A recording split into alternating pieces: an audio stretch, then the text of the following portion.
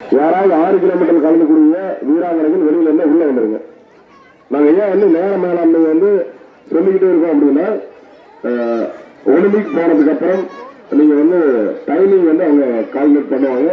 தேர் giving milli seconds, அதாவது மணித்துளிகள்ல தான் வந்து ஆரம்பிப்பாங்க.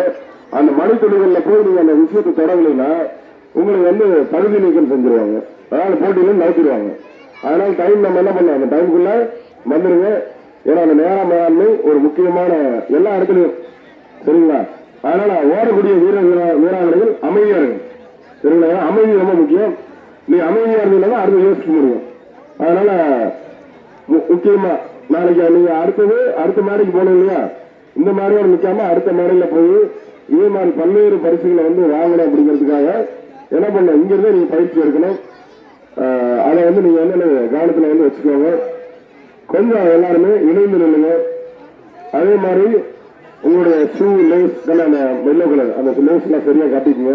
வீராங்க என்னை ஓரப்ப மிதிச்சுதான் நீங்க தெரியாம ஷூ லேஸ் எல்லாம் கரெக்டா கட்டுமா, ஷூ லேஸ் எல்லாம் கட்டி கரெக்டா கட்டுங்க.